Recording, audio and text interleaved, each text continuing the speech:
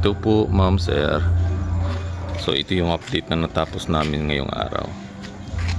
So ito kahapon nabuhusan na namin to. Yan, binaklas na namin yung pamormas.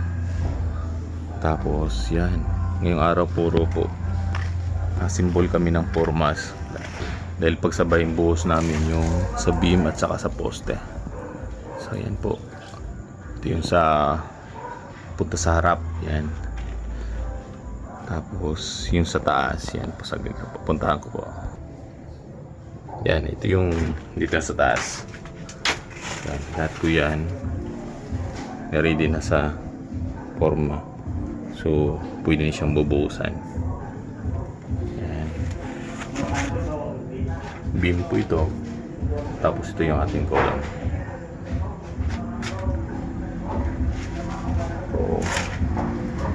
Yan. Tapos dun na side, yan lang po ang kulang. So inabot na siya ng uwian, kaya hindi pa siya natapos. So ngayong araw halos asimbol kami ng pormas. Yan po, ito po yung update namin ngayon. Thank you po. Yan, ito ang update namin ngayon.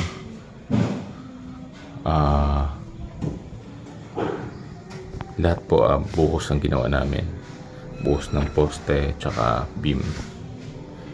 So ito katatapos na namin buhusan, poste, beam. Yan, ito kaninang umaga tapos na to kaya natanggalan ng pamorma. So yan, lahat po ito sabay-sabay. Tapos hanggang dun sa part na may CR. Ayan. So tapos kami mag-alas 3. Kaya po bukas magpe-prepare kami para sa plastering. Kaya yun, ito nagbibistay ng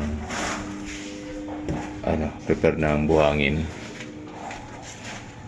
Tapos ito itong buhos na to, mag-extend tayo ng asintada dahil po naka-elevate yung roofing natin. So extended na yung natin dito sa side. Magkaroon tayo ng extended firewall. Yan, sa taas ng ating roofing. So same sa ginawa dito sa dati existing extended firewall. At saka yung dito sa may laylayan o dito sa may gutter area. Yan, nagkaroon pa rin tayo ng isang patong ng hot blocks dyan. Siya naman yung lalagyan natin ng capping. So para hindi siya pasukin ng tubig ulan. So yan. So after nito, trusses then roofing.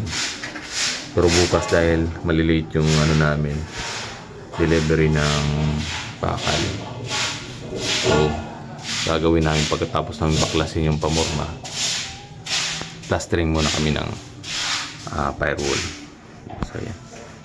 So ito pong update namin ngayon. Thank you po.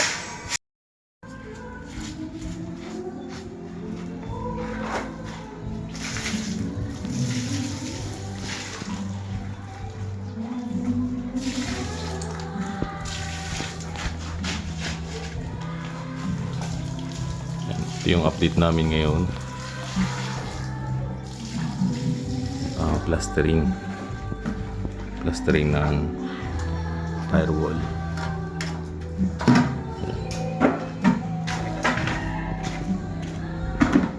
Dito sa side. Ito yung finish na namin. Hati po siya sa breaker.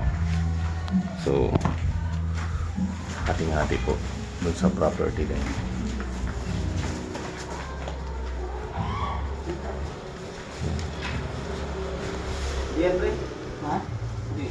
Dito sa side. Sa baba yan. Kaya pagpapalayla yan.